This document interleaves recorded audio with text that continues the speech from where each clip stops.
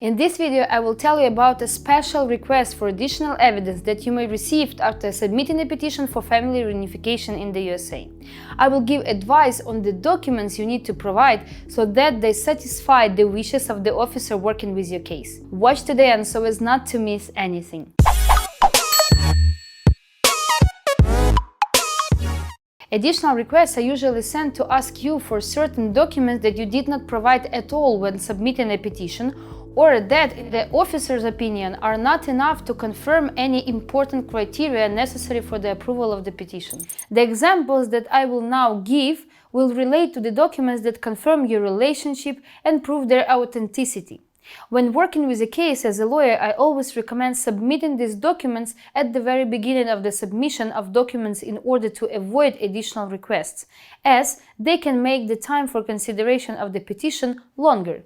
If you do not know what documents you need to provide for your situation or doubt that you will be able to form them correctly, contact me via the contact details in the channel description, and I will help you prepare the necessary documents correctly and submit them on the first attempt. In the case of relatives such as parents, children, brothers or sisters, everything is very simple. The most important thing is to provide a birth certificate as proof of relationship. If any of the participants in the reunification process change their names during the period of residence, it's necessary to provide documents confirming the change in data. In fact, you need to confirm the connection between the petitioner and the beneficiary. This is a general recommendation, but of course there are exceptions to the rule. For example, dad wants to reunite with the child, but at the time of the birth of the child he was not married to the child's mother. In such a situation, it's necessary to provide a number of documents confirming the fact that the father was raising the child, and sometimes he even needs to do a DNA test. In the case of confirmation of the relationship between husband and wife or fiancé and fiancée, things are a little complicated. In such situations, you need to confirm that your relationship are real and marriage is real too. To do this, you need to provide the maximum number of documents that will show your communication and the relationship with your partner. Almost every second RFE that I deal with in practice is received by a petitioner because he or she doesn't provide these documents at the start with the petition form. Let's take a look at what needs to be shown to the USCIS in order to confirm the relationship with your partner. This can be documents such as the confirmation of joint property, mortgages, insurance policies, bank accounts, children, or pregnancy. Unfortunately, most often in cases of reunification with a beneficiary who resides on the territory of the former CIC countries, you do not have any joint accounts or property. In such situations, I advise you to submit your photos, confirmation of correspondence in messengers, bank statements where are transactions for sending money, statements on phone calls, confirmation of gifts, presents of stamps on border crossing, joint trips, for example, hotel bookings or air tickets. I'm often asked how many photos are needed, what correspondence should I provide, and in what quantity.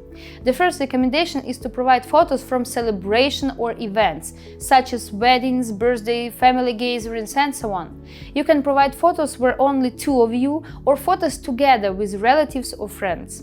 In this case, you need to sign the photo and indicate at least the month and year, as well as the country where the photo was taken. It's also highly desirable to provide affidavit letters.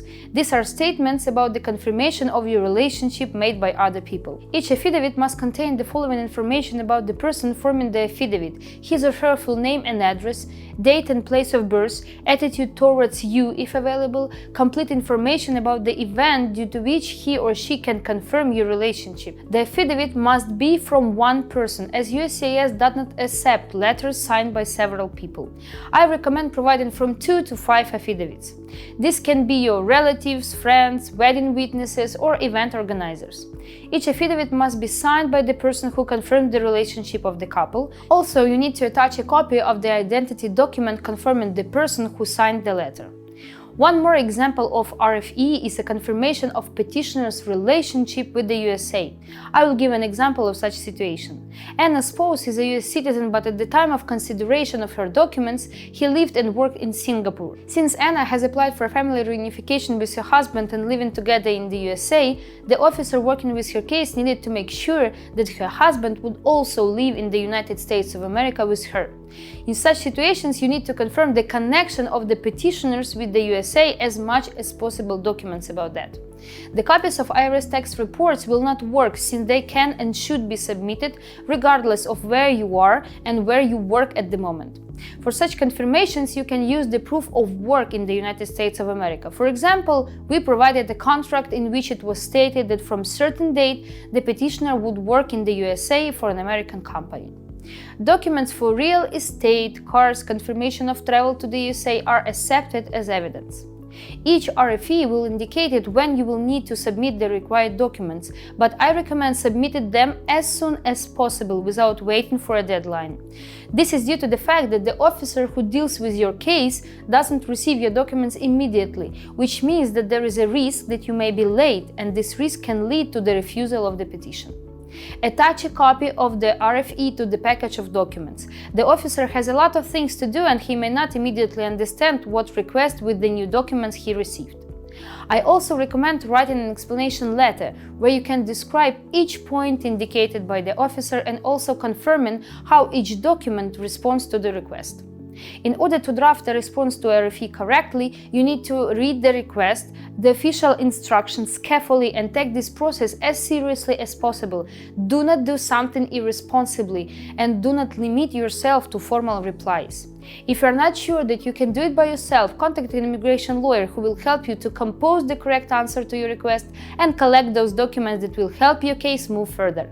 Share your stories of receiving additional requests, what kind of requests you received, what result did you get in your case, and whether you filled out the answer yourself or contacted a lawyer. This information will be very interesting for those who are just starting the process of family reunification for obtaining fiancé visa or spouse visa to the United States of America.